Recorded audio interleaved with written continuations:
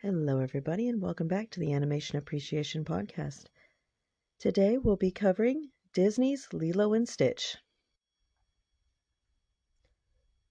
For anyone who doesn't know me in person, this is actually my favorite Disney movie, and I'm very excited to cover it. As a child, I watched the extras for this movie 100 times, and in those extras, they actually say that the designs for the characters and the alien world and everything are meant to look soft and squishy. Quote, you can jump into this world and not hurt yourself. Also, all of the backgrounds in this are watercolors meant to mimic the storybook style of one of the original creators, Chris Sanders. This entire world is based on his personal art style.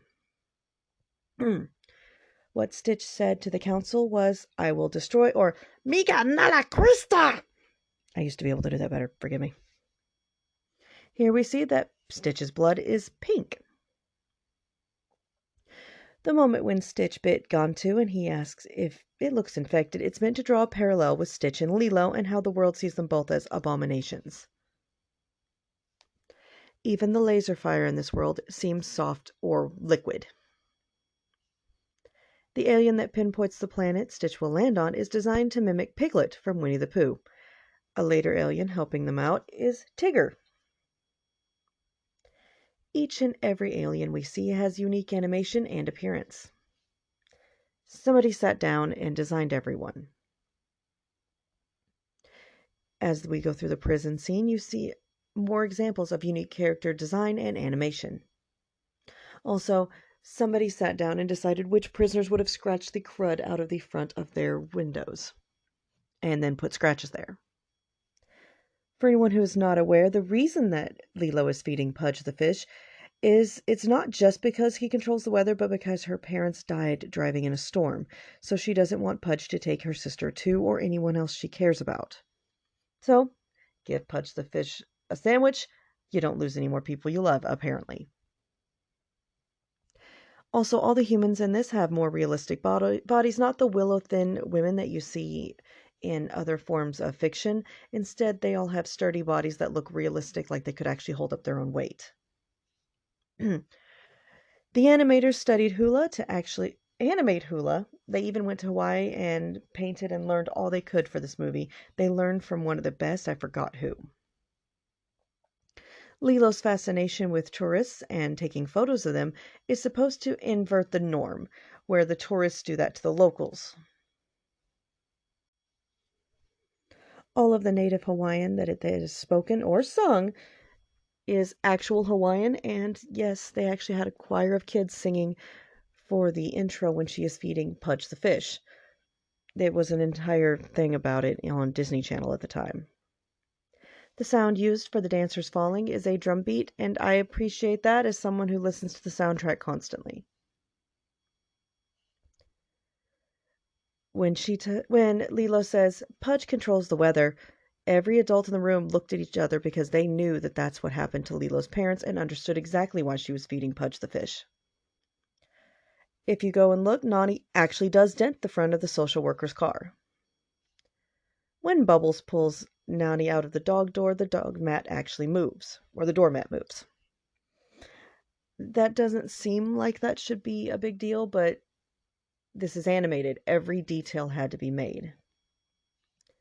In the background behind Lilo is a pair of scissors on top of the wire for a blender that is in the floor and has a spoon on it. This is completely safe, I'm sure. Disclaimer, it is not.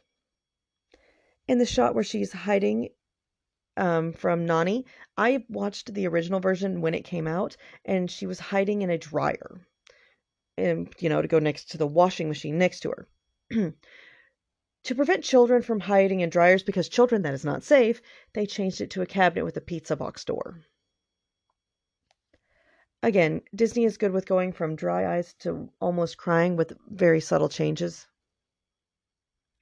The sign on Lilo's door says Kapu, meaning keep out. The way Nani deals with Lilo is as mature as a child her age can manage. She's an older teen raising her baby sister. Please remember that. She's not an actual adult. She's, I think, 16 or 17 in this movie. When Stitch lands and is threatening the frog, he has 3 guns, but once he's run over, he drops 4 guns. I have some serious concerns about that kennel because they put a dead dog in with the live animals. Granted, Stitch was not dead, but they thought he was.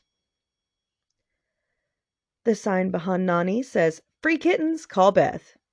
There's one that says "Puppy Love," and one over a fire extinguisher that simply says "In case of fire." Behind the worker, we see rabbits. Yeah! Can we just appreciate the animation on Nani whenever she's looking at Lilo and watching her just be herself, the love that we can see in her eyes? When I was a child, I believed that Jumba and Pleakley's blending was really bad. Then I grew up. Yeah, I think they could walk around and no one would really notice. There's a cut scene when Nani is out looking for a job and Lilo's walking around the main streets of town, where locals keep stopping them and asking for directions. Lilo then points every which way because they're all asking for the beach, and she will point, I believe she pointed left for one, right for another, straight ahead and back the way someone came for every one, because they're on an island. The ocean and the beach are in every direction. This is also meant to highlight how locals bother the natives a lot. People who are not on major islands and not a touristy place, but tourists keep going to anyway, like just this homey little place. If you need directions, you feel free to ask people, but can we not just constantly bother them? Lukey's shaved ice is where they eventually get snow cones. Stitch is looking at postcards of big cities he cannot destroy. Toronto, San Francisco, Honolulu, and Dallas are the only ones we can see. By the way, that is how he knows what San Francisco looks like for when he builds a miniature version later. The Hawaiian lei represents love and friendship. When she puts it on Stitch, he calms down. This is what he needs after all, love and friendship. After Pleakley's encounter with mosquitoes, he is covered in bandages and bumps. Living in the southern U.S., I feel that. Since Cobra was the one who talked to the council before, he knows full well Stitch is not a dog, and that's why he was looking directly at him and told him to be a model citizen, and expected him to do that. It also seems like Cobra was standing on the beach from the moment when she failed to get the lifeguard job clear till sunset.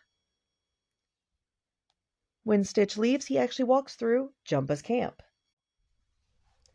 When Lilo is sitting in the car and listening to, Cobra talk to her sister, she doesn't react until he says that when Nani says that Lilo needs her, she's not really looking at her. She's kind of still looking around. It's when Cobra says Nani needed her more that she looks at them and realizes that Nani needs her and she left. That's why I think she ran away.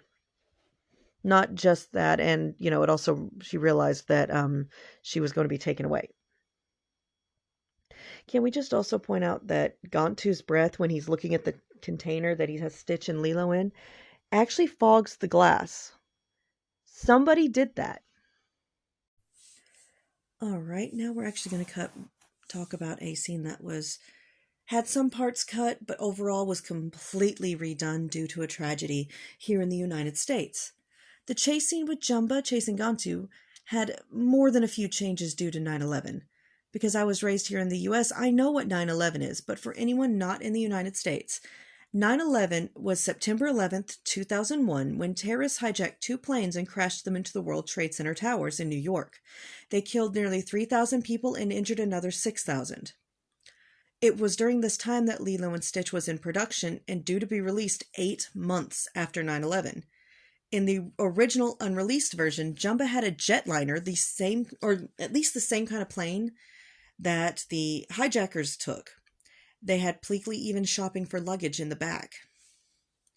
They had them flying through a large city with skyscrapers in a similar plane to what was hijacked in 9/11. In fact, there's even a moment the plane's wheels destroyed an entire strip of skyscraper wall. The tourist with the ice cream, because he keeps losing his ice cream, was in a crosswalk instead of sitting on a beach when he lost his ice cream.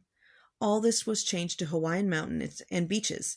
I think this was a better change, even without the 9/11 being a factor, just because even Lilo said, it's nice to live on an island with no large cities. But yes, that change was entirely necessary due to the way the Americans still act about 9/11. In fact, if you ask people about 9/11 that are my age or so, they all go, "Oh, I know exactly what that is," because it's that ingrained now. The contrast between Stitch, who threatened the frog at the beginning, versus the one that grabbed him to get him out of the way of the truck, that's a really good way to show character growth. I would also like to point out that the scratches from Stitch escaping or attempting to get Lilo to escape from the tank are still there when we see it later. Continuity is not always present in animated works, but here it is, so I will always commend them and state when I find continuity, because continuity is important and it's a fun detail. I would also like to point out Gaunt 2's holster flaps in the wind only after his gun is removed from it. David said, and I quote, "You're from outer space? I heard the surfing's choice." How does he think you surf in space? I would also like to point out, as a final detail, that when we see Lilo and Stitch dancing together on stage, that is at the Monarch Festival, in reference to the, I believe, monarch butterflies, but I could be wrong on that one. That is all I have for Lilo and Stitch. As always, thank you for listening, and never forget, if it's animated, someone absolutely did it on purpose, especially when it comes to 2D animation like this. Thank you, and thank you for listening, and have a wonderful day.